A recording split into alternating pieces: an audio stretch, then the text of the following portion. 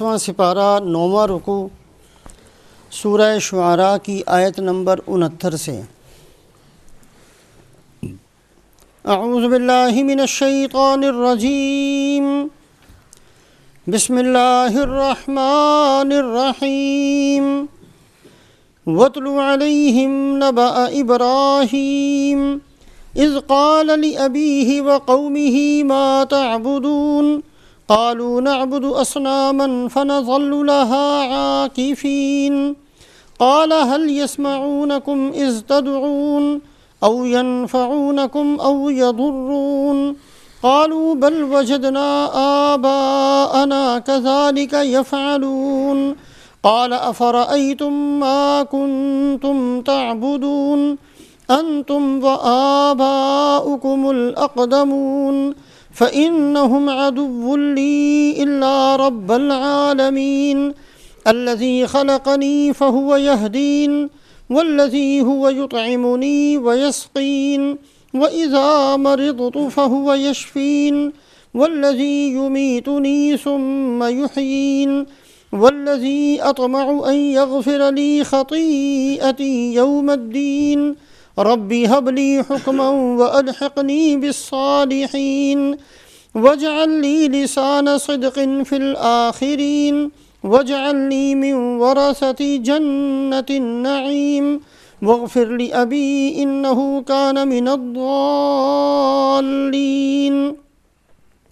ولا تخزني يوم يبعثون يوم لا ينفع مال ولا بنون إلا من أتى الله بقلب سلیم۔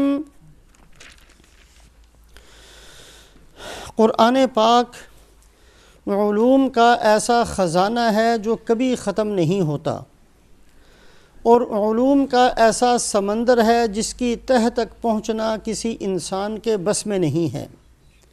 لیکن 5 چیزیں اللہ پاک نے بہت اہتمام کے ساتھ اور بہت کثرت کے ساتھ قرآن پاک میں ذکر فرمائی ہیں۔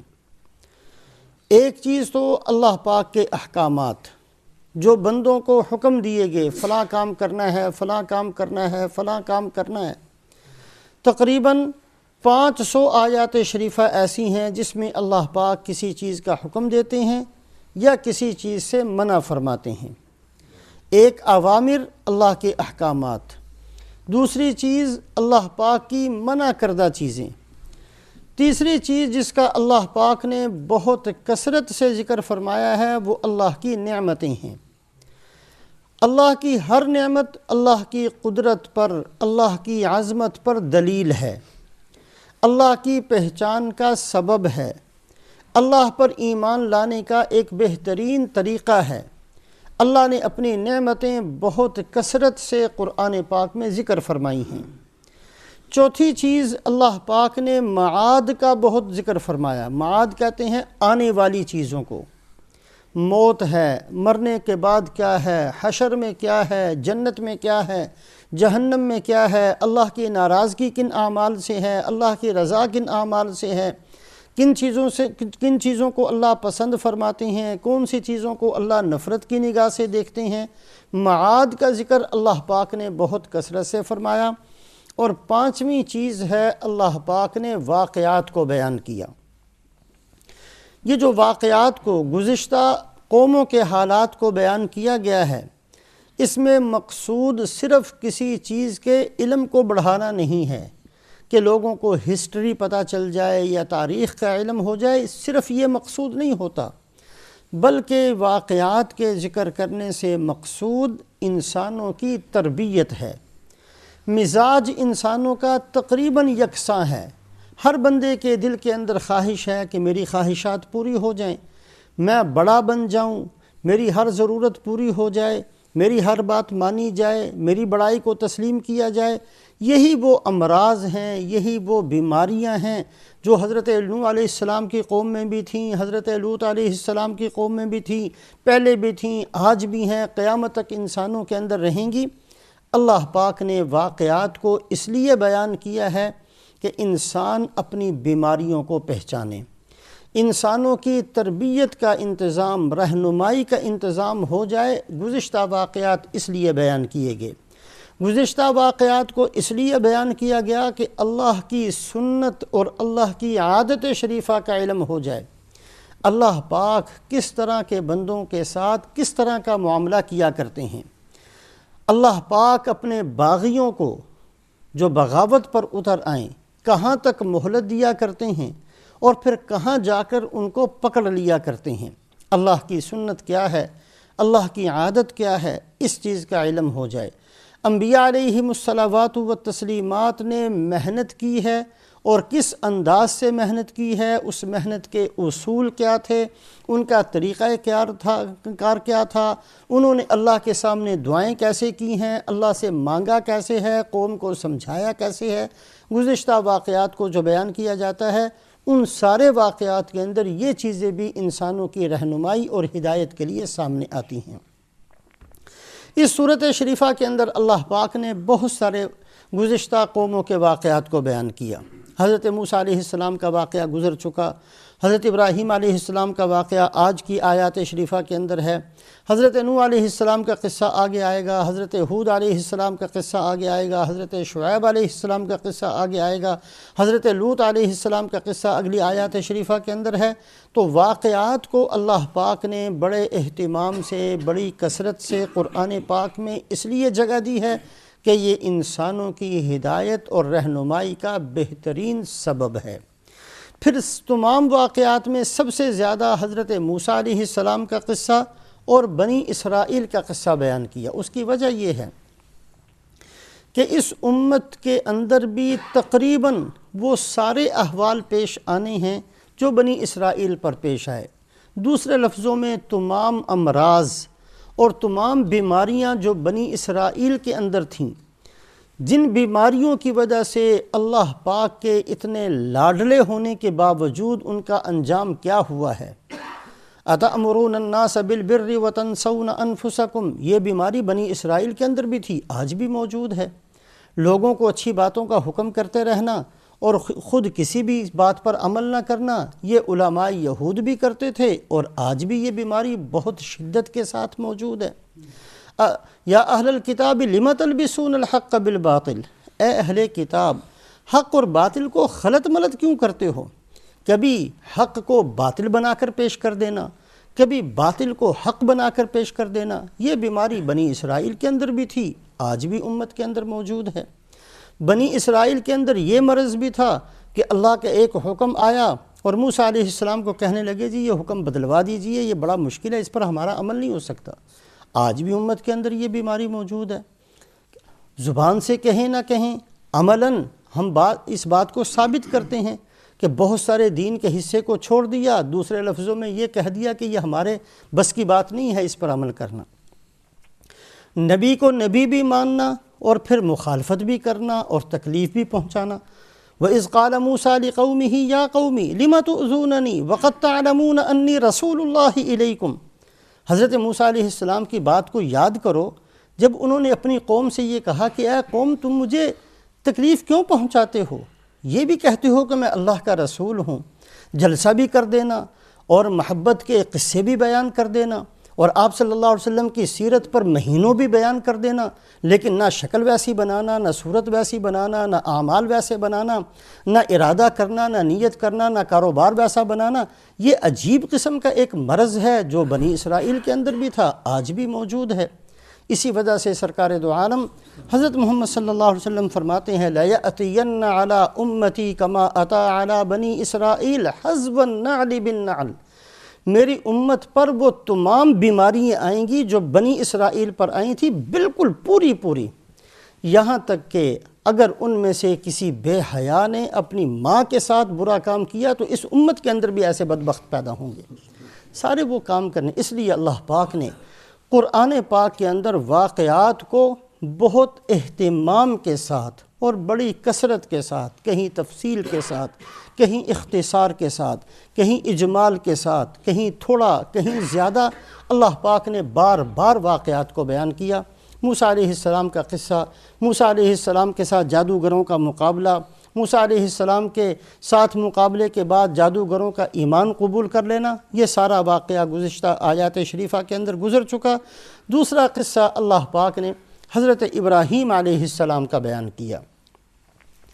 حضرت ابراہیم علیہ السلام کی شان یہ ہے کہ حضرت ابراہیم علیہ السلام کو اپنا امام اور اپنا مقتدا بنانے میں ہر قوم نے فخر کیا ہے۔ یہود اس بات پر فخر کرتے تھے کہ ہم ابراہیم علیہ السلام کے ماننے والے اور ہمارا تعلق ابراہیم علیہ السلام کے ساتھ سب سے زیادہ۔ عیسائی اس بات پر فخر کرتے تھے کہ ہم حضرت ابراہیم علیہ السلام کے ماننے والے، ہمارا تعلق ابراہیم علیہ السلام کے ساتھ سب سے زیادہ۔ مشرکین مکہ اس بات پر فخر کرتے تھے ہم حضرت ابراہیم علیہ السلام کی اولاد میں سے ہیں، ہمارا تعلق سب سے زیادہ۔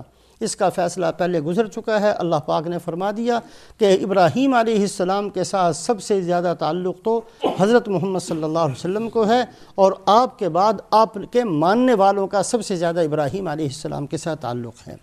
اسی مناسبت سے اللہ پاک نے ابراہیم علیہ السلام کا بار بار قصہ اور قصے کے مختلف واقعات کو بار بار قرآن میں بیان کیا کہ تمام اقوامیں اور تمام قومیں ابراہیم علیہ السلام کو اپنا مقتدا اور اپنا امام بنانے میں فخر محسوس کیا کرتی تھی، اور مشرکین مکہ چونکہ سب سے پہلے مخاطب تھے، سب سے پہلے رسول پاک علیہ السلام کی محنت کا میدان مکہ مکرمہ ہے، اور مکہ مکرمہ کے اندر جتنے لوگ تھے وہ سارے بتوں کو پوجنے والے تھے۔ اللہ پاک نے ابراہیم علیہ السلام کا قصہ بیان فرمایا، وَاتْلُ عَلَيْهِمْ نَبَأَ ابراہیم۔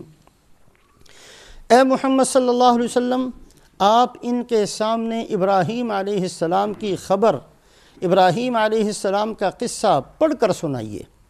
اذ قال لأبیہ وقومہ ما تعبدون، جب ابراہیم علیہ السلام نے اپنے والد سے اور اپنی قوم سے یہ کہا کہ تم یہ کس چیز کی عبادت میں لگے ہوئے ہو۔ ابراہیم علیہ السلام کو اللہ پاک نے بچپن ہی سے ایسی عظیم قسم کی فطرت نصیب فرمائی تھی جو کہ تمام انبیاء علیہم الصلوات و تسلیمات کو ملا کرتی ہے، اور ابراہیم علیہ السلام کا اس میں امتیازی ان کی شان ہے کہ بالکل بہت چھوٹے سے تھے، اپنی والدہ سے پوچھنے لگے کہ مجھے یہ بتائیں کہ میرا رب کون ہے۔ والدہ نے کہا کہ میں تمہاری رب ہوں، اس لیے کہ تمہاری ساری پرورش میں کرتی ہوں، تمہیں کھلانا، تمہیں پلانا، تمہاری ساری ضرورتیں پورا کرنا میرے ہاتھ سے ہوتی ہیں، میں تمہاری رب۔ فرمانے لگے اچھا آپ کا رب کون ہے؟ تو والدہ نے کہا کہ میرا رب تیرے والد ہیں، وہ میری ساری ضرورتوں کا خیال کرتے ہیں۔ فرمانے لگے کہ میرے والد کا رب کون ہے؟ تو کہا تیرے والد کا رب نمرود ہے، جو کہ سارے ملک کا رب ہے اور سب کو پالتا ہے اور سب کی ضرورتیں پوری کرتا ہے۔ تو فرمانے لگے اگر اچھا نمرود کا رب کون ہے؟ تو والدہ نے وہیں چپ کرا دیا کہ بس زیادہ نہیں پوچھا کرتے۔ اللہ پاک نے ایسی عظیم فطرت حضرت ابراہیم علیہ السلام کو دی تھی کہ شروع ہی سے یہ چیز ان کی سمجھ میں نہیں آتی تھی کہ یہ لوگ کیوں بتوں کے پیچھے پڑے ہوئے ہیں اور کیوں بتوں کی عبادت میں لگے ہوئے ہیں۔ ایک آیت شریفہ جو پہلے گزر چکی اس میں فرمایا ما هذه التماثيل التي انتم لها عاکفون، اپنی قوم سے، اپنے والد سے یہ کہا کہ یہ کیا مورتیاں تم نے گھڑی ہوئی ہیں اور ہر وقت ان کے اوپر اعتکاف کرتے رہتے ہو، ان پر بیٹھے رہتے ہو، یہ کیا مصیبت ہے، کیا کرتے ہو؟ یہاں بھی اللہ پاک نے اسی کو ذکر فرمایا، ابراہیم علیہ السلام نے اپنے والد سے اور اپنی قوم سے یہ کہا ما تعبدون، یہ کیا کس کی عبادت میں لگے ہوئے، تم کس کو پوجتے ہو؟ قالوا نعبد اصناما فنظل لها عاکفین، تو جواب میں کہنے لگے کہ ہم ان بتوں کی عبادت کرتے ہیں، اور صرف عبادت نہیں بلکہ امیدیں لگا کر اور بہت اہتمام کے ساتھ رات دن ان کے پاس چمٹے بیٹھے رہتے ہیں۔ اعتکاف کہتے ہیں کسی غرض کے لیے کسی چیز کے ساتھ چمٹ جانا۔ عاکفون کہ فنظل لها عاکفین، کہ ہم ان کے ساتھ چمٹے رہتے ہیں، ہماری بہت ساری امیدیں ہیں، ہماری بہت ساری خواہشات ہیں، ہماری بہت ساری تمنائیں ہیں، ہم اس امید پر ان بتوں کے ساتھ بیٹھے رہتے ہیں کہ ہماری فلاں تمنا بھی پوری ہوگی، ہماری فلاں خواہش بھی پوری ہوگی، ہمارا فلاں مسئلہ بھی حل ہوگا، اس نیت سے ہم یہاں بیٹھے ہی رہتے ہیں۔ قال هل يسمعونكم اذ تدعون، ابراہیم علیہ السلام پوچھنے لگے کہ اچھا یہ تو بتاؤ کہ جب تم ان بتوں سے امیدیں مانگتے ہو، ان سے دعائیں کرتے ہو، یہ کبھی تمہاری دعا کو قبول بھی کرتے ہیں؟ کبھی ایسا بھی ہوا کہ تم نے کوئی چیز مانگی ہو اور اسی وقت انہوں نے دے دی ہو؟ کبھی ایسا ہوا ہے؟ او ینفعونکم او یضرون، یا کبھی ایسا ہوا ہے کہ تم نے عبادت کی اور انہوں نے تمہیں کوئی نفع پہنچا دیا، یا کبھی تم نے ان کی عبادت نہ کی تو انہوں نے کوئی نقصان تمہیں پہنچا دیا؟ جب نہ عبادت کرنے پر نفع پہنچاتے ہیں، نہ چھوڑنے پر نقصان پہنچا سکتے ہیں، نہ تمہاری دعائیں کرنے پر اس کو قبول کر سکتے ہیں، تو یہ کیا ہے جس کے اندر تم لگے ہوئے ہو؟ قالوا بل وجدنا آباءنا كذلك يفعلون۔ اب اس کا نہ تو ان کے پاس کوئی عقلی جواب تھا نہ علمی جواب تھا، کہنے لگے کہ اصل بات یہ ہے کہ ہم نے اپنے آباء و اجداد کو ایسا ہی کرتے ہوئے پایا ہے، ہم جو کرتے ہیں ہماری مجبوری یہ ہے، ہمیں اس کی دلیل کوئی سمجھ میں نہیں آتی، نہ ہم اس بحث میں پڑھنا چاہتے ہیں کہ ہم کیوں کرتے ہیں، یہ ہمیں نفع پہنچاتے ہیں کہ نہیں پہنچاتے، نقصان کر سکتے ہیں کہ نہیں کر سکتے، ہماری دعاؤں کو قبول کر سکتے ہیں کہ نہیں کر سکتے، اس بحث کے اندر ہم پڑھتے ہی نہیں۔ سیدھی سی بات یہ ہے کہ ہمارے آباء و اجداد بھی اسی طریقے سے ان کے ساتھ ٹیک لگا کر بیٹھے رہتے تھے، امیدیں باندھ کر بیٹھے رہتے تھے، رات کو بھی دن کو بھی، ہر وقت وہ ان کی عبادت میں مصروف رہتے۔ ہم اپنے آباء و اجداد ہی کے نقش قدم پر چل رہے ہیں۔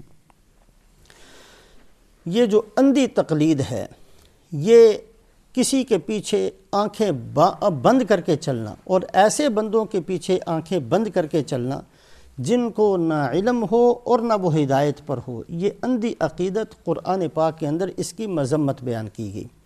وَإِذَا قِيلَ لَهُمْ تَعَالَوْا إِلَى مَا أَنزَلَ اللَّهُ وَإِلَى الرَّسُولِ قَالُوا حَسْبُنَا مَا وَجَدْنَا عَلَيْهِ آبَاءَنَا أَوَلَوْ كَانَ آبَاؤُهُمْ لَا يَعْلَمُونَ شَيْئًا وَلَا يَهْتَدُونَ، کہ جب ان سے یہ کہا جاتا ہے آؤ اللہ کی طرف، آؤ اللہ کے رسول کی طرف، تو جواب میں کہتے ہیں کہ ہمیں تو وہی دین کافی ہے جس پر ہمارے آباء و اجداد تھے۔ اللہ فرماتے ہیں کبھی انہوں نے یہ نہیں سوچا کہ تمہارے آباء و اجداد کے پاس علم بھی تھا کہ نہیں تھا، اور وہ ہدایت پر بھی تھے کہ نہیں تھے؟ جب تک کسی کے بارے میں یہ پکا پتہ نہ چل جائے کہ وہ صاحب علم ہے، صاحب ہدایت ہے، آنکھیں بند کر کے اس کے پیچھے چلنا، یہ اس کی اجازت قطعاً نہیں دی گئی۔ اللہ پاک نے تو جو دین ہمیں دیا ہے، یہ دین ایسا ہے کہ بصیرت کے ساتھ سوچ سمجھ کر اس دین پر چلا جائے۔ رسول پاک علیہ السلام کو حکم ہوا قُلْ إِنَّمَا أَعِظُكُمْ بِوَاحِدَةٍ ان تقوموا للہ مثنى وفرادا ثم تتفکروا ما بصاحبکم من جنہ ان هو الا نذیر مبین۔ اے محمد صلی اللہ علیہ وسلم اعلان کر دیجئے کہ اے لوگو، میں تمہیں ایک اللہ کی طرف بلاتا ہوں، اور صرف یہ نہیں کہ اندھی عقیدت کی بنیاد پر میری بات کو مان لو، چونکہ میں بلاتا ہوں میری بات کو قبول کر لو، ایسا بھی نہیں کہتا، بلکہ تمہیں یہ کہتا ہوں کہ تم 2 آدمی مل کر بیٹھو، تم 2 آدمیوں سے زیادہ مل کر بیٹھو، اکیلے بیٹھ کر سوچو، آپس میں ایک دوسرے سے بحث کر کے اس نتیجے پر پہنچو، ثم تتفکروا، بار بار اس بات کو سوچو کہ جو میں بات کر رہا ہوں میرے اوپر کوئی دیوانگی بھی نہیں ہے، آخر کوئی مصیبت نہیں مجھے پڑی ہوئی کہ ساری دنیا ایک طرف اور میں اکیلا ایک راستے پر چلتا ہوں۔ اصل میں حقیقت اور سچائی میرے ساتھ ہے کہ میں سب کی مخالفت مول لینے پر بھی تیار، تم سب کی تکذیب کو برداشت کرنے کے لیے بھی تیار، تمہارا سب کا جھٹلا دینا اس کو بھی سہنے کے لیے تیار، تمہارا تکلیف پہنچا دینا اس کو بھی میں قبول کرتا ہوں۔ آخر سوچو تو صحیح کہ ایک آدمی سب کو چھوڑ کر ایک الگ راستے پر کیوں چلتا ہے؟ سوچو گے تو اس نتیجے پر پہنچو گے کہ میری بات بالکل سچی ہے۔ تو اللہ پاک نے جو دین ہمیں دیا ہے اس میں حکم دیا گیا قُلْ هَٰذِهِ سَبِيلِي أَدْعُو إِلَى اللَّهِ عَلَىٰ بَصِيرَةٍ، اے محمد صلی اللہ علیہ وسلم فرما دیجئے یہ میرا راستہ ہے، اور میں آنکھیں کھول کے بصیرت کے ساتھ اللہ کی طرف بلاتا ہوں۔ مجھے ذرہ برابر شک نہیں ہے کہ پتہ نہیں میرا راستہ ٹھیک ہوگا کہ نہیں ٹھیک ہوگا۔ دین کے اندر اس بات کا حکم ہے کہ آنکھیں کھول کے غور سے، فکر سے اور بہت تدبر کے ساتھ، افلا یتدبرون القرآن ام علی قلوب اقفالها، کیا قرآن کے اندر تدبر نہیں کرتے؟ سوچتے نہیں ہیں کہ کون سا وہ قرآن کا حکم ہے جو عقل کے خلاف ہو، کون سا وہ حکم ہے جو فطرت کے خلاف ہو؟ اللہ نے جو قرآن کے اندر احکامات دیے ہیں، سارے کے سارے احکامات عقل کے مطابق، فطرت کے مطابق ہیں۔ ایک چیز بھی ایسی نہیں ہے جس کو غلط ثابت کیا جا سکے۔ تو اللہ پاک ایسے آنکھیں بند کر کے کسی کے پیچھے چلنا، اور خاص کر ایسے بندے کے پیچھے چلنا جس کی عقل کا بھی پتہ نہ ہو اور جس کا صاحب ہدایت اور صاحب علم ہونے کا بھی پتہ نہ ہو، اس کی مذمت بیان فرمائی۔ اور اللہ پاک نے جو گزشتہ آیات شریفہ اسی سپارے کے اندر گزری ہیں، عباد الرحمن کی صفات، اللہ کے نیک بندے کون ہیں، اس میں ایک صفت یہ بھی تھی، لم یخروا علیہا صما وعمیانا، کہ جب اللہ کی آیات ان کے سامنے پڑھی جاتی ہیں تو اندھے اور بہرے ہو کر اس پر نہیں گرتے، ہر آیت پر غور کرتے ہیں، اللہ کا کلام سمجھ کر سنتے ہیں، عظمت کے ساتھ سنتے ہیں، پھر اس پر عمل کرتے ہیں، سنی انسنی نہیں کرتے، اس میں غور کرتے ہیں، اس میں فکر کرتے ہیں، اس کو اپنی زندگی کا مقصد بناتے ہیں۔ لم یخروا علیہا صما وعمیانا، ایسا نہیں کرتے کہ سنا اور سنی انسنی کر دی، سنا یا اس میں سے کوئی ٹیڑھا پن تلاش کرنا شروع کر دی، ایسا نہیں کرتے۔ تو اللہ پاک نے خوبی بیان کی ہے ان بندوں کی جو تدبر کے ساتھ، غور کے ساتھ، فکر کے ساتھ، بصیرت کے ساتھ قرآن پاک کے اندر غور کرتے ہیں اور پھر اس طریقے سے اپنی زندگی کو گزارتے ہیں۔ تو اس قوم نے یہ کہا، بل وجدنا آباءنا کذالک یفعلون، ہمارے پاس کوئی دلیل نہیں ہے، صرف اتنی سی بات ہے، ہمارے آباء و اجداد بھی ایسے کر رہے تھے، ہم بھی ایسا ہی کرتے ہیں۔ قال افرأیتم ما تعبدون انتم وآباؤکم الاقدمون، حضرت ابراہیم علیہ السلام فرمانے لگے، کبھی تم نے سوچا بھی ہے، دیکھا بھی ہے اس بات کو کہ تم جن کو پوچھتے ہو کن چیزوں کے پیچھے پڑے ہوئے ہو، اور تم بھی اور تمہارے گزشتہ آباء و اجداد بھی، فَإِنَّهُمْ عَدُوٌّ لِّي إِلَّا رَبَّ الْعَالَمِينَ، اس بات کو یاد رکھنا کہ یہ سارے کے سارے میرے دشمن ہیں، جن کو تم معبود بنا کر اور اپنا مسجود بنا کر اور اپنی ضرورتیں ان سے وابستہ کر کے جن بتوں کو تم اپنا سب کچھ سمجھتے ہو، میں ان کی دشمنی کا اعلان کرتا ہوں۔ اور دوسری آیات شریفہ کے اندر اسی موقع پر ابراہیم علیہ السلام نے فرمایا، وَتَاللَّهِ لَأَكِيدَنَّ أَصْنَامَكُمْ بَعْدَ أَن تُوَلُّوا مُدْبِرِينَ، اور میں قسم کھا کر کہتا ہوں کہ میں نے ان سب کو توڑ پھوڑ دینا ہے۔ یہ ابراہیم علیہ السلام نے اکیلے نے اعلان کیا ہے اس قوم کے سامنے جس قوم میں خود ان کے والد بھی ابراہیم علیہ السلام کے خلاف ہیں۔ یہ نبی کی شان ہے کہ نبی کبھی سمجھوتا نہیں کیا کرتے، نبی خیر خواہی کے جذبے کے ساتھ سمجھاتے ہیں، نبی خیر خواہی کے جذبے کے ساتھ برداشت کرتے ہیں، نبی خیر خواہی کے جذبے کے ساتھ ڈھیل اور موقع دیتے ہیں، لیکن نبی کی شان یہ ہے کہ نبی سمجھوتا نہیں کیا کرتے۔ وَدُّوا لَوْ تُدْهِنُ فَيُدْهِنُونَ، اللہ فرماتے ہیں کہ اے محمد صلی اللہ علیہ وسلم، یہ تو چاہتے ہیں کہ تھوڑا سا آپ نیچے آ جائیں، تھوڑا سا یہ اوپر چلے جائیں، درمیان میں سے کوئی راستہ نکال لیا جائے، جیسے عام طور پر یہ منافقین کی نشانی ہے سمجھوتا کرنا۔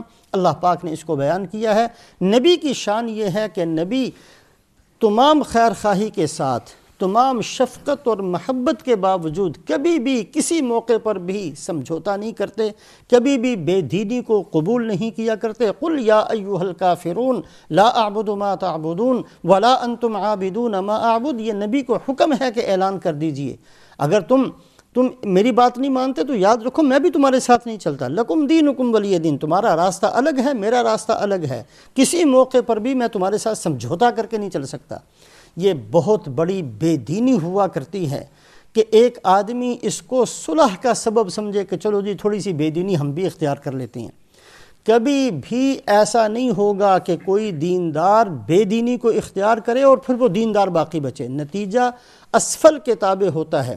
اگر بہت سارا پانی ہو، پاک صاف ہو، تھوڑا سا پیشاب آئے تو سارے کا سارا گندا۔ اسی طریقے سے جو آدمی دین چھوڑ کر بے دینی کی طرف چلے گا اس کے اندر دین نہیں آئے گا بلکہ بے دینی بڑھتی چلی جائے گی۔ سمجھوتا ہرگز نہیں کیا کرتے۔ پوری قوم کے سامنے ابراہیم علیہ السلام اعلان فرماتے ہیں، فَإِنَّهُمْ عَدُوٌّ لِّي إِلَّا رَبَّ الْعَالَمِينَ۔ چونکہ قوم کا ایک نظریہ یہ بھی تھا اس زمانے میں، جیسے مشرکین مکہ کا تھا، بہت سارے لوگ تو بتوں کو چھوٹا معبود سمجھتے، خالق ارض و سماوات۔ ان کا نظریہ یہ تھا کہ زمین آسمان پیدا کرنے والا تو اللہ ہی ہے، بتوں نے نہیں پیدا کیا۔ چھوٹے چھوٹے مسئلے بت حل کر دیتے ہیں، بڑے بڑے مسئلے اللہ حل کرتے ہیں۔ دوسرا یہ تھا کہ کوئی مسئلہ بھی بت حل نہیں کرتے، صرف سفارش کرتے ہیں، ما نعبدہم الا لیقربونا الی اللہ زلفی۔ اسی طریقے سے ابراہیم علیہ السلام ان بتوں کے زمانے میں وہ قوم ان بتوں کو بھی معبود سمجھتے تھے اور کسی نہ کسی درجے میں اللہ کی الوہیت کے بھی قائل تھے۔ ابراہیم علیہ السلام نے اعلان فرمایا کہ میرا تو صرف رب العالمین رب ہے، باقی میں سب کی دشمنی کا اعلان کرتا ہوں۔ الذی خلقنی فہو یہدین، اللہ پاک کے جو صفات ہیں آگے بیان فرمائیں کہ میرا رب وہ ہے، رب العالمین وہ ہے جس نے مجھے پیدا کیا، فہو یہدین، اور وہ مجھے راستہ بھی دکھاتے ہیں۔ ہدایت کہتے ہیں راستہ دکھانے کو، اور ہدایت اس کے 3 معنی عام طور پر قرآن پاک کے اندر ذکر ہوں گے۔ ایک تو ہدایت کا وہ درجہ ہے جو اللہ پاک ہر بندے کو، یہاں تک کہ جانوروں تک کو بھی دیتے ہیں، یہاں تک کہ کافروں کو بھی وہ درجہ ملتا ہے۔ الذی خلق کل شیء، الذی اعطى کل شیء خلقہ ثم ہدی، اللہ نے ہر ایک کو اس کا وجود دیا اور پھر اس کو ہدایت دی۔ یہ ہدایت ہی ہوتی ہے اللہ کی طرف سے کہ بچہ پیدا ہوتے ہی دودھ چوسنے کا طریقہ جانتا ہے، اللہ نے اس کو سکھایا ہے۔ یہ ہدایت ہی ہے کہ ایک انڈے میں سے بچہ نکلتا ہے، وہ اڑنے کی کوشش کرتا ہے۔ یہ ہدایت ہی ہے کہ شیر کا بچہ گھاس نہیں کھاتا بلکہ گوشت کی طرف لپکتا ہے۔ یہ اللہ کی طرف سے کسی نہ کسی درجے میں رہنمائی ہوتی ہے، اور یہ ہدایت کا درجہ جانوروں کو بھی، مسلمانوں کو بھی، کافروں کو بھی، ہر مخلوق کو اللہ کی طرف سے دیا جاتا ہے۔ ایک ہے ہدایت کا یہ درجہ۔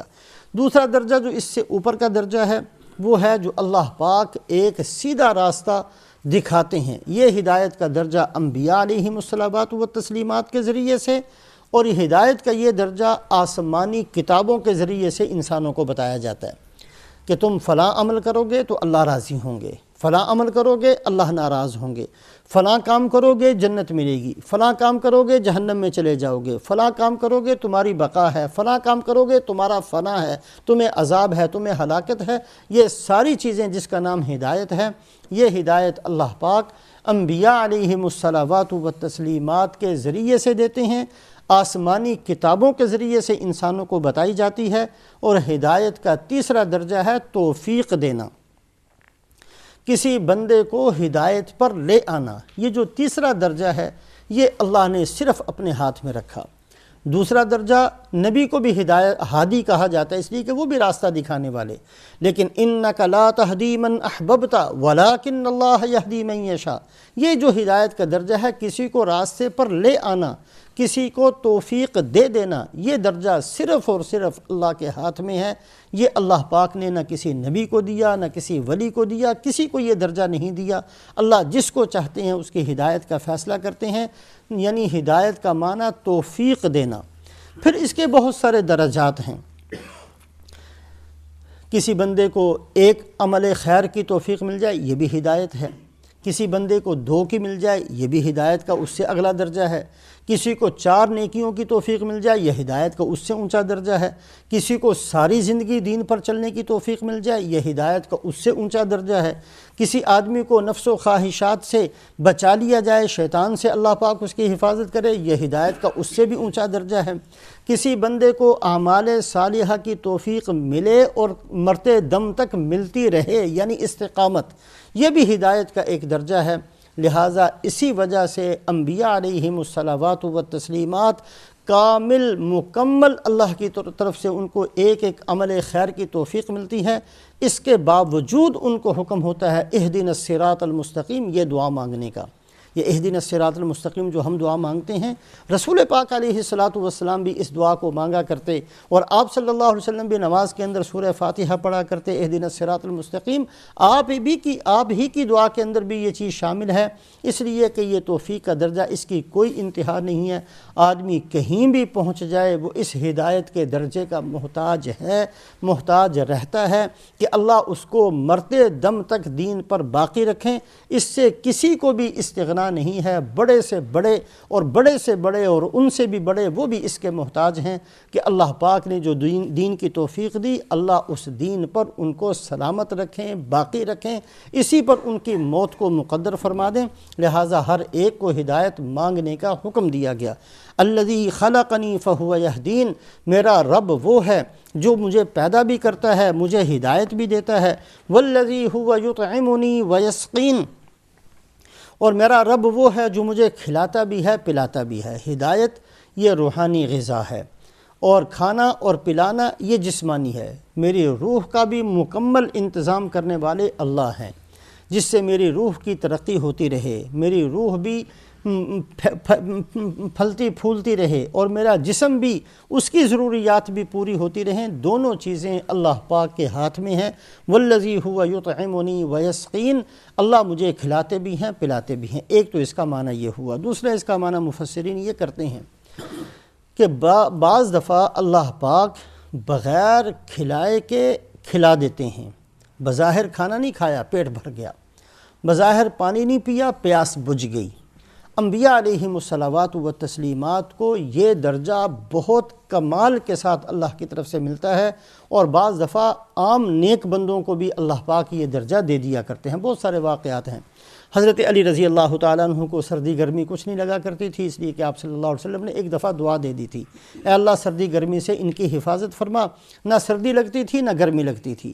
ایسے ہی کسی ایک صحابیہ ہیں، ان کو پیاس کبھی نہیں لگتی تھی، اس لیے کہ اللہ پاک نے ایک دفعہ ان کو بھوکا پیاسا رکھا، اور اللہ نے جنت سے ایک ڈول بھیجا، خواب کے اندر اس کو پیا، پیاس ختم ہوگی۔ صلحاء کے ساتھ بھی یہ معاملہ ہوتا ہے، لیکن کامل مکمل طریقے سے انبیاء علیہم الصلوات و تسلیمات کو یہ نعمت ملتی ہے کہ بغیر کھائے ہوئے ان کا پیٹ بھرتا ہے، بغیر پیے ہوئے ان کی پیاس بجھتی ہے۔ یہ درجہ کمال درجے کے اندر نبیوں کو، انبیاء علیہم الصلوات و تسلیمات کو اللہ پاک دیتے ہیں۔ رسول پاک علیہ الصلوۃ والسلام نے ایک موقع پر صوم وصال رکھا۔ صوم وصال کہتے ہیں جس میں افطاری نہیں ہوتی، سحری نہیں ہوتی۔ آدمی نے روزہ رکھا، مغرب کا وقت آ گیا، اس کا روزہ چل رہا ہے، سحری کا وقت آ گیا، اس کا روزہ، آپ نے کئی دنوں کا صوم وصال رکھا۔ صحابہ نے دیکھا تو صحابہ نے بغیر پوچھے ہوئے صحابہ نے بھی رکھنا شروع کر دیا۔ اتباع کرنے والے تھے، آپ صلی اللہ علیہ وسلم کے پیچھے چلنے والے تھے، بغیر اجازت کے صحابہ نے بھی صوم وصال رکھنا شروع کر دیا۔ آپ صلی اللہ علیہ وسلم کو پتہ ہوا چلا، آپ نے سب کو بلا کر فرمایا ایکم مثلی، تم میں سے کون ہے جو میرا جیسا ہو سکتا ہے؟ یطعمنی ربی ویسقین، اللہ کے بندو مجھے تو اللہ کھلاتے اور پلاتے ہیں، ایسا کھانا کھلاتے ہیں جو تمہیں نظر نہیں آتا۔ یعنی مطلب یہ ہے کہ بغیر کھلائے ہوئے میرا پیٹ بھر دیتے ہیں، اور بغیر پیے ہوئے میری پیاس کو بجھا دیتے ہیں۔ تم میرا مقابلہ نہیں کر سکتے۔ تمہارے لیے اسی کا ہے کہ صبح روزہ رکھو تو افطار کر لیا کرو، اور افطار کر لو تو صبح سحری کر لیا کرو۔ میرے پیچھے چلنے کی اور میری اتباع کی تم کوشش نہ کرو۔ ایکم مثلی، تم میں سے میرے جیسا کوئی نہیں ہے۔ والذی هو یطعمنی ویسقین کا دوسرا معنی مفسرین یہی کرتے ہیں کہ حضرت ابراہیم علیہ السلام نے فرمایا کہ اللہ پاک کا میرے ساتھ خصوصی معاملہ یہ ہے کہ اللہ بغیر کھائے ہوئے میرا پیٹ بھر دیتے ہیں، اور بغیر پیے ہوئے میری پیاس کو بجھا دیتے ہیں۔ وَإِذَا مَرِضْتُ فَهُوَ يَشْفِينِ، اور جب میں بیمار ہوتا ہوں تو مجھے شفا اور صحت بھی اللہ ہی دیتے ہیں۔ والذی یمیتنی ثم یحیین، اور میری موت بھی اس اللہ کے ہاتھ میں، اور مرنے کے بعد دوبارہ زندہ کر دینا یہ بھی اللہ کے ہاتھ میں، مجھے موت بھی اللہ دیں گے، اور پھر سب دنیا کا جو حشر ہوگا اور سب کو اللہ پاک دوبارہ زندہ کریں گے، اس کے اندر اللہ پاک نے مجھے زندہ بھی کرنا ہے۔ والذی اطمع ان یغفر لی خطیئتی یوم الدین، اور میرا رب وہ ہے کہ میں امیدوار ہوں کہ اللہ پاک قیامت والے دن میرے گناہوں کو معاف کر دیں۔ انبیاء علیہم الصلوات و تسلیمات تو معصوم ہوتے ہیں، ان سے تو کوئی گناہ کبھی ہوتا نہیں ہے، پھر یہ کہنا کہ وہ میرے گناہوں کو معاف کر دیں، یہ کیوں کہا ابراہیم علیہ السلام نے؟ تو اس کا ایک تو یہ ہے کہ انبیاء علیہم الصلوات و تسلیمات اپنی عظمت شان کی وجہ سے بعض دفعہ بعض نیکیوں کو بھی گناہ ہی سمجھا کرتے ہیں۔ مثال کے طور پر رسول پاک علیہ الصلاۃ والسلام کی خدمت میں سرداران مکہ آئے، آ کر کہنے لگے کہ ہم آپ کا دین قبول کرنے کے لیے تیار ہیں، بشرطے کہ آپ ایک ایسی مجلس منعقد کریں جس میں بڑے بڑے لوگوں کو بلایا جائے، اس میں کسی عام آدمی کو آنے کی اجازت نہ ہو۔ آپ ہمیں بڑے بڑوں کو بلائیں، ہم اس لیے نہیں آتے کہ اسی مجلس کے اندر عام قسم کے بندے بیٹھے ہوتے ہیں جو ہماری حیثیت کے نہیں ہیں، ہم سردار لوگ ہیں، بڑے لوگ ہیں، الگ سے ہمارے لیے کوئی مجلس منعقد کر لی جائے تو ہم آئیں گے، آپ کی بات کو سنیں گے اور مان بھی لیں گے۔ آپ صلی اللہ علیہ وسلم نے اس نیت سے کہ یہ میری بات سنیں گے تو مان لیں گے، آپ صلی اللہ علیہ وسلم نے ایک مجلس کا انعقاد کیا۔ اب اگر کسی طریقے سے بھی سوچا جائے یہ تو اجر و ثواب کا کام تھا۔ آپ صلی اللہ علیہ وسلم خالصتاً اللہ کو راضی کرنے کے لیے اور خالصتاً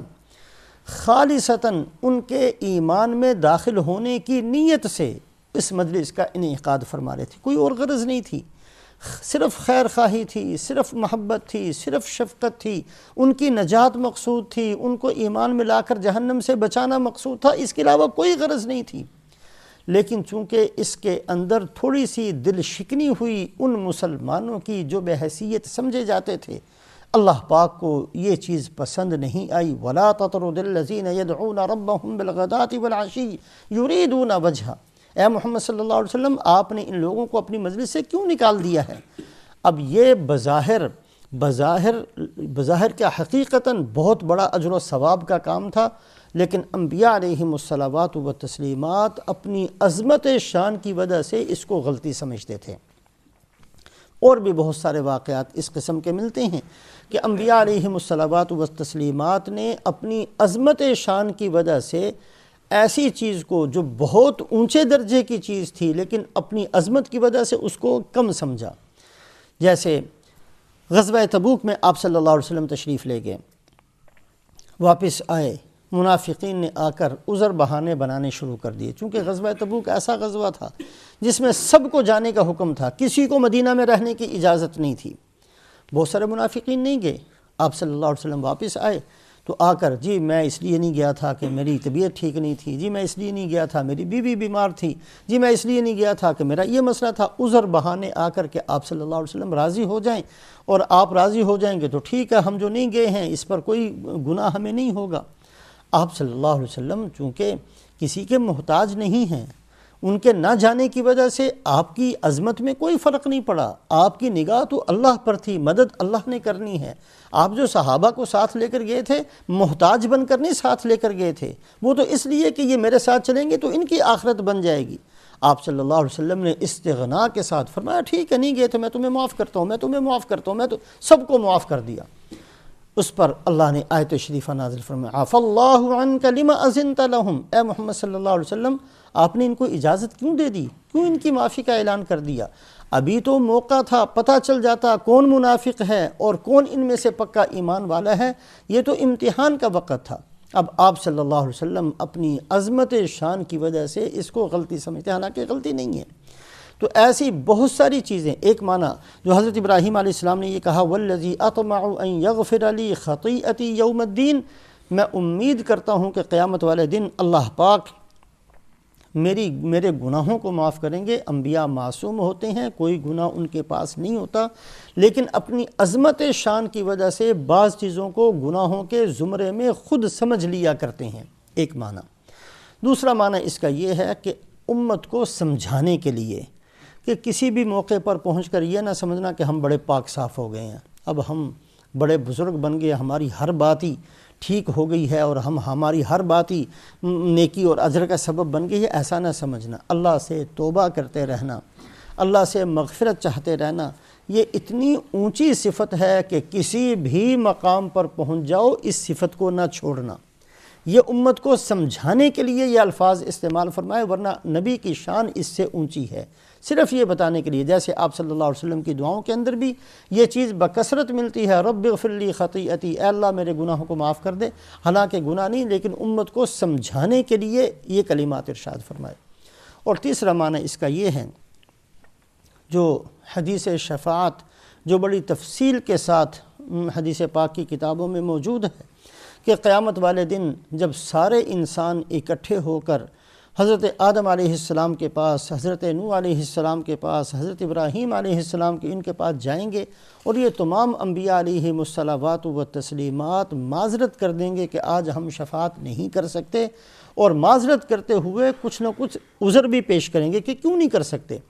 آدم علیہ السلام کہیں گے کہ جی میں اس لیے سفارش نہیں کر سکتا کہ اللہ نے مجھے ایک چیز کے کھانے سے روکا تھا اور میں نے وہ چیز کھا لی تھی، حالانکہ اللہ معاف کر چکے، معافی کا اعلان ہو چکا، قرآن میں بیان کر دیا گیا، لیکن نبی کی عظمت اور شان اتنی ہے کہ اس وجہ سے ہمت نہیں کریں گے قیامت والے دن سفارش کرنے کی۔ نوح علیہ السلام کے پاس ساری کی ساری انسانیت جائے گی تو وہ یہ کہیں گے کہ جی میں سفارش نہیں کر سکتا، میں نے اپنے بیٹے کے لیے سفارش کر لی تھی جس کا مجھے حق نہیں تھا، حالانکہ اللہ پاک اس کو بتا چکے، سب کچھ ہو چکا، لیکن نوح علیہ السلام اپنی عظمت شان کی وجہ سے اس کو میدان حشر کے اندر بھی غلطی قرار دیں گے۔ ابراہیم علیہ السلام بھی اسی طریقے سے جب ان کے پاس سفارش کے لیے جائیں گے تو کہیں گے کہ ایک تو میں نے یہ غلطی کی تھی کہ جب لوگ میلے کے اندر جانے لگے اور مجھے کہا کہ آپ بھی ہمارے ساتھ چلیں تو میں نے کہا انی سقیم، میں بیمار ہوں، میں نے تمہارے ساتھ نہیں جانا۔ یہ جو قرآن پاک کی آیات شریفہ کے اندر گزر بھی چکا، آئندہ بھی یہ واقعہ آ رہا ہے کہ حضرت ابراہیم علیہ السلام قوم کے ساتھ اس میلے میں شریک نہیں ہوئے، بطور عذر کے انی سقیم کہہ دیا، چونکہ یہ اپنے معنی کے حساب سے تو درست تھا کہ اس سے ان کی نیت کیا تھی، لیکن عام لوگ ان کی قوم والے یہ سمجھے کہ یہ شاید بیمار ہیں۔ ابراہیم علیہ السلام بیمار نہیں تھے۔ دوسرا یہ کہ جب بتوں کو توڑ دیا اور وہ ساری قوم نے آ کر کہا کہ یہ ہمارے بتوں کے ساتھ کس نے ایسا کیا، ابراہیم علیہ السلام نے بجائے یہ کہنے کہ میں نے کیا، نیت سمجھانا ہی تھی، بل فعلہ کبیرہم ھذا فاسألوہم ان کانوا ینطقون، کہ ان کے بڑے نے کیا ہوگا اسی سے پوچھ لو۔ سمجھانا یہ تھا کہ جب یہ بولتے نہیں ہیں، ان کے پلے کچھ نہیں تو ان کی عبادت کیوں کرتے ہو؟ یہ کہہ سکتے تھے، ڈرتے نہیں تھے کہ میں نے کیا ہے، لیکن ایک بات سمجھانے کے لیے انداز یہ اختیار فرمایا تھا، بل فعلہ کبیرہم۔ اور تیسری چیز یہ کہ جب وہ سفر میں تشریف لے گئے اور بادشاہ حضرت سارہ ساتھ تھیں، ہجرت جب فرمائی ہے، اور حضرت سارہ کو اللہ پاک نے جو ان کی بیوی ہیں بہت زیادہ حسن دیا تھا، حضرت سارہ کے بارے میں جب بادشاہ کو پتہ چلا اس نے بری نیت کا ارادہ کیا، اللہ پاک نے اس کے ہاتھوں کو شل کر دیا۔ جب وہ جانے لگیں تو ابراہیم علیہ السلام نے ان سے کہا کہ جب وہ پوچھے کہ تیرے ساتھ یہ مرد کون ہے تو کہنا کہ میرا بھائی ہے، اس لیے کہ اگر پتہ چلتا بیوی ہے تو وہ برائی کی نیت کیا کرتا تھا، تو بھائی کو کہنا، تو اور نیت یہ تھی کہ یہ میری دینی بہن ہے، میں اس کا دینی بھائی ہوں۔ تو یہ تین چیزیں میدان شفاعت کے اندر حضرت ابراہیم علیہ السلام فرمائیں گے کہ آج میں تمہاری سفارش نہیں کر سکتا۔ تو ایک معنی اس کا یہ ہے کہ انہی باتوں کی وجہ سے ابراہیم علیہ السلام نے یہ دعا بھی مانگی، والذی اطمع ان یغفر لی خطیئتی یوم الدین۔ تو تین معنی ہو گئے۔ ایک معنی تو یہ کہ نبی معصوم ہوتے ہیں لیکن اپنی عظمت شان کی وجہ سے بعض چیزوں کو گناہ قرار دے کر اس کی مغفرت کے طلبگار۔ دوسری چیز یہ کہ امت کو سمجھانے کے لیے یہ انداز اختیار کیا۔ تیسری چیز یہ کہ میدان شفاعت کے اندر جو چیزیں پیش فرمائیں گے یہ انبیاء علیہم الصلوات و تسلیمات، انہی کو سامنے رکھ کر اللہ پاک سے دعا کی کہ ہم یہ چاہتے ہیں کہ اللہ قیامت والے دن ہماری سفارش کر دیں۔ اس کے علاوہ بھی کچھ دعائیں کی ہیں، وہ انشاءاللہ آئندہ ہفتے بیان ہوں گی۔ اللہ پاک ہمیں عمل کی توفیق نصیب فرمائے۔